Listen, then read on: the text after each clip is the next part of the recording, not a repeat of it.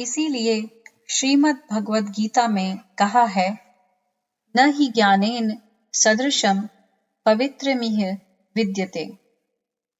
वेदांत दर्शन में इसी ज्ञान साधना का प्राधान्य है। भूमा, ऋतंभरा, प्रज्ञा जैसे नाम उसी परिष्कृत चिंतन को दिए गए हैं। उत्कृष्ट आदर्शवादी आस्थाओं के अनंत विस्तार से स्वयं को जोड़ना, अपने विचार संस्थान में उनकी अनुभूति करना योग है। चित्तवृत्तियों का संशोधन ही योग कहा गया है। वह पशु प्रवृत्तियों को देव आस्थाओं में बदल देने वाले मानसिक उपचार का नाम है। यह साधना चिंतन परक होती है। परिष्कृत चिंतन की परमोच्च अवस्था ही मुक्ति है। उस मनः स्थिति की सुखद संतोषपूर्ण अनुभूति ही स्वर्गीय अनुभूति है। क्रिया पक्ष की साधना तप है। तप साधना है, साध्य है। ब्रह्म तेज व्यक्तित्व की प्रखरता, आंतरिक शक्ति का अभ्युदय एवं विकास। इसके 3 भाग हैं। 1. आत्मनिग्रह, आत्मनियंत्रण। 2. प्रस्तुत शक्तियों का जागरण। 3. उन शक्तियों को परमार्थ प्रयोजनों में लगाने का उत्साह तथा अभ्यास। पहले वर्ग को तितिक्षा प्रधान तप, दूसरे को तप अनुष्ठान और तीसरे को तप अनुदानों का विवेक सम्मत उदार वितरण कह सकते हैं। आत्मनिग्रह, आत्मनियंत्रण में अस्वादव्रत, उपवास, ब्रह्मचर्य, मौन, अपनी सेवा आप करना, सर्दी गर्मी का ऋतु प्रवाह सहना, सादगी, मितव्ययता, श्रमशीलता, समयबद्ध दिनचर्या आदि के द्वारा शरीर और मन की अवांछनीय आदतों को कड़ाई के साथ रोककर उन्हें दुरुस्त करना शामिल है। प्रसुप्त शक्तियों के जागरण के लिए जप, ध्यान, अनुष्ठान, पुरस्चरण, प्राणायाम, सोअहम, खेचरी आदि मुद्राएं, बंध, त्राटक आदि के विधि विधान सहित तप किए जाते हैं। इनसे प्राप्त शक्तियों द्वारा लोक मंगल के कठिन मार्ग पर चलते हुए प्रचलित प्रवाह के विरुद्ध चलने पर मिटने वाले विरोध, उपहास, अपमान, प्रहार आदि कष्टों को धैर्यपूर्वक सहना तथा अनीति के विरुद्ध साहसपूर्वक संघर्षरत रहना तीसरे प्रकार का तप है। अपनी सुविधाओं में कमी करने पर ही सेवा, सहायता, सामूहिक सत्कर्मों में सहयोग तथा लोक कल्याण के लिए अपने समय, श्रम एवं धन के एक अंश का नियमित विनियोग संभव है। यह तीसरे वर्ग की तप साधना है। तीनों ही प्रकार के तप से प्रसुप्ति से निवृत्त होती है और अंतः ऊर्जा प्रदीप्त होती है। मानवीय सत्ता में सन्निहित शक्तियां तप साधना की ऊष्मा से जागृत होती हैं। मनोनिग्रह एवं इंद्रिय निग्रह से शक्ति का क्षरण रुकता है।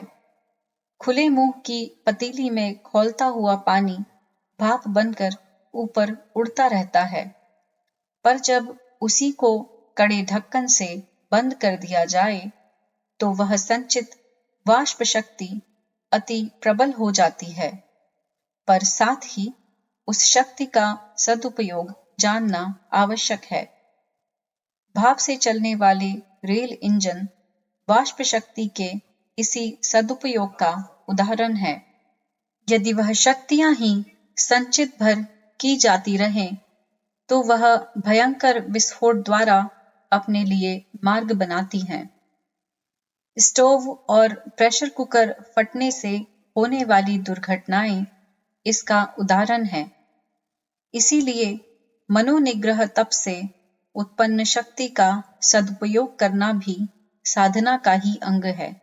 शरीर व्यापी ओजस को निम्नगामी अधःपतन से रोककर ऊर्ध्वगामी बनाना और उसका उपयोग आत्मचेतना की गतिशीलता में करना ब्रह्मचर्य साधना है।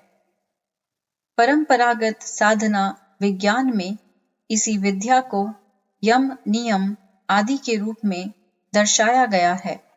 सत्य, अहिंसा, ब्रह्मचर्य, अस्तेय, अपरिग्रह आदि मनोनिग्रह एवं इंद्रिय निग्रह के विभिन्न पक्ष हैं।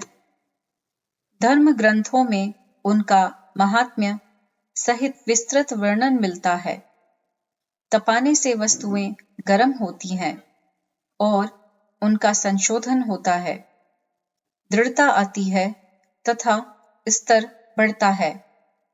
इसी प्रकार व्यक्ति भी तप साधना से परिष्कृत होता और सुदृढ़ बनता है। योग एवं तप पवित्रता तथा प्रखरता, आस्था और क्रिया, ब्रह्म विद्या तथा ब्रह्म तेज की उभय पक्षीय ब्रह्मवर्चस साधना, गायत्री सावित्री की समन्वित साधना का ही नाम है। दोनों का समन्वित स्वरूप ही गायत्री तत्व का यथार्थ स्वरूप है। गायत्री मंत्र में इन दोनों ही पक्षों का निर्देश है। धीयः शब्द ब्रह्म विद्या स्वरूप का संकेत करता है और भर्गः में तेजस का प्रतिपादन है। शास्त्रों में गायत्री की ज्ञान गरिमा के साथ साथ उसके तेज पक्ष का भी उल्लेख है। देवी भागवत में कहा है, ब्रह्मत्वं चेदाप्तु कामो अस्युपास्त्र गायत्रीं चेल्योक कामो अन्य देवम। बुद्धेः साक्षी बुद्धिगम्यो ज्ञातो गायत्र्यर्थ सो अन्ध्यो वेदसारः। तद् ब्रह्मैव ब्रह्मतोपास कस्याप्येवं मंत्रः को अस्ति तंत्रे पुराणे। अर्थात ब्रह्म तेज प्राप्त करने की इच्छा हो तो वेद माता गायत्री की ही उपासना करनी चाहिए। अन्य कामनाएं हों तो भले ही अन्य देवताओं को पूजो। साक्षी बुद्धि, आदि बुद्धि, ऋतंभरा प्रज्ञा का उदय इसी से यानी गायत्री उपासना से होता है। यह वेदों का सार है। पापों से निवृत्ति और पवित्रता की सिद्धि इसी से मिलती है। ब्रह्म तत्व की उपासना करने वाले के लिए यह साक्षात ब्रह्म है। यही सर्वोपरि मंत्र है। ब्रह्म वर्चस शतपथ ब्राह्मण 1:7-2:15 में कहा है, यो वा अत्राग्नि गायत्री स निदानेन। अर्थात गायत्री को ही निदान यानी ब्रह्म ज्ञान तथा अग्नि यानी ब्रह्म शक्ति का रूप समझना चाहिए। छांदोग्योपनिषद 3:12-1 में गायत्री को ही सर्वव्यापी शक्ति कहा गया है। गायत्री वा इदं सर्वयद्भूतं यदिदं किंच। गायत्री के 24 अक्षरों में सन्निहित 24 शक्तियों को तप साधना द्वारा उपार्जित किया जाता है। शास्त्र में ये शक्तियां इस प्रकार वर्णित हैं। ओजस शक्ति बल, प्रभाव सुषमा तेजस्सु वीर्य प्रभा, ज्ञानैश्वर्यं हस्तहो, जययस्थैर्य प्रतिष्ठा श्रियः, विज्ञान प्रतिभामति समृद्धि धृति, प्रज्ञा प्रथस्योज्ज्वलाः, वर्णोस्त्वन्मानै स्विरशुभिरहो, वर्ध्यन्त एवात्र में। अर्थात हे माता, ओज, शक्ति, बल, प्रभाव, कांति, तेज, पराक्रम, प्रकाश, ज्ञान, ऐश्वर्य, विकास, सहन शक्ति, जय, यश, स्थैर्य, प्रतिष्ठा, लक्ष्मी, विज्ञान, प्रतिभा, मति, समृद्धि, धृति, प्रज्ञा एवं ख्याति, ये 24 गुण तुम्हारे 24 वर्णों में विद्यमान हैं। मुझ में तुम्हारी साधना से अभिवृद्धि पा रहे हैं।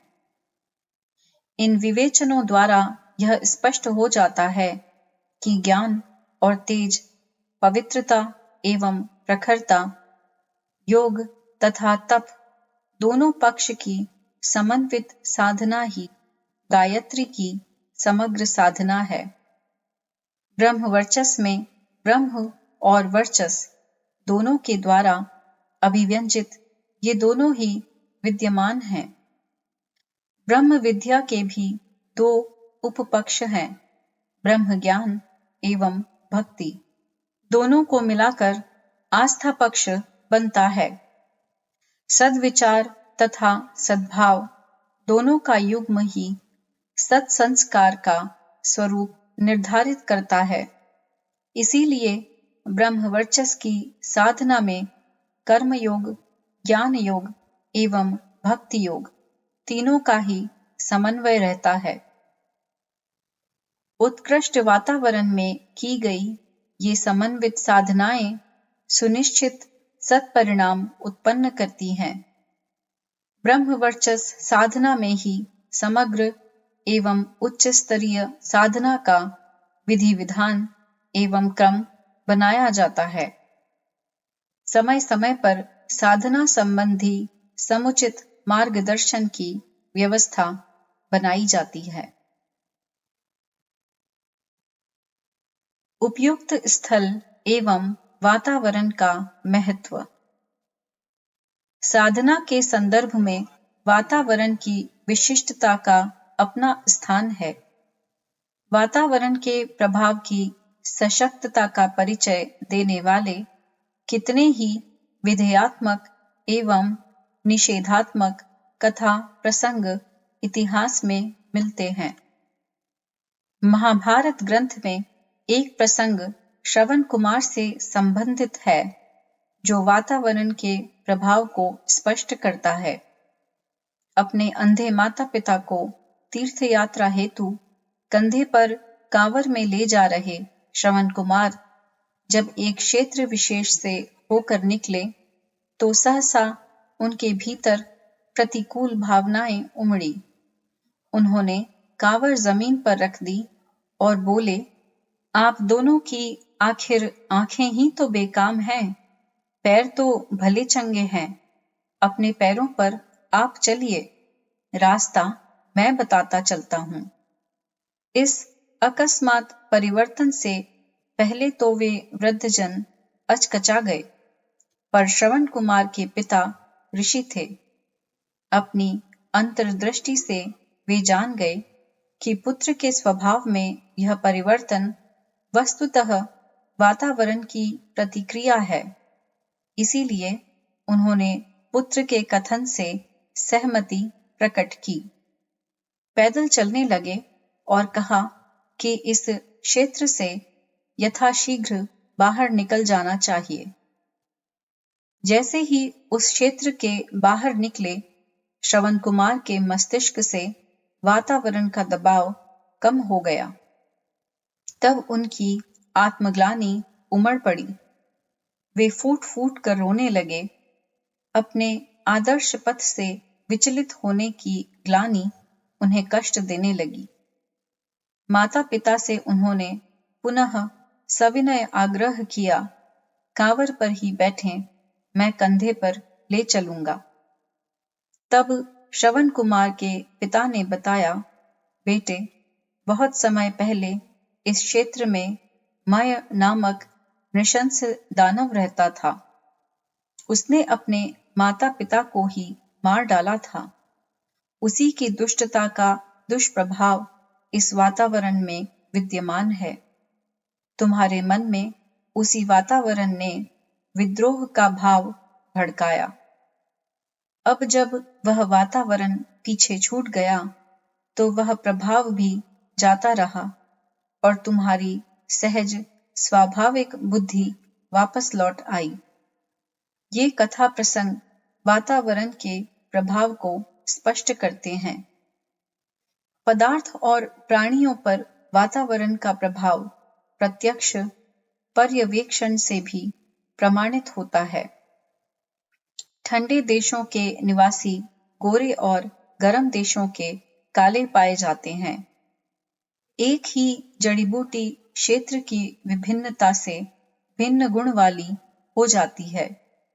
जैसे ब्राह्मी बूटी हिमालय क्षेत्र में गंगा तट पर उगने पर भिन्न गुणों वाली होती है और मैदानी क्षेत्रों में नहर के किनारे उगने पर भिन्न गुणों वाली।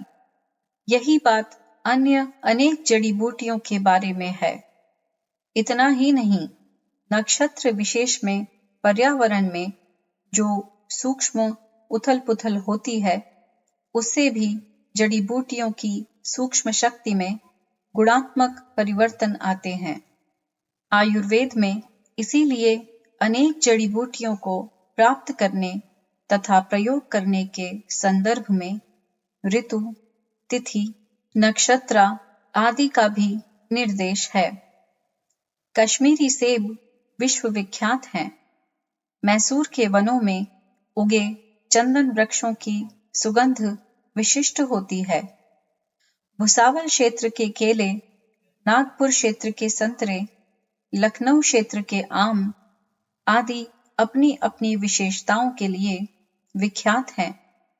उन्हीं बीजों पौधों को अन्यत्र बोया उगाया जाए तो वे बढ़ेंगे फलेंगे अवश्य, किंतु उनमें वैसी विशेषताएं न होंगी।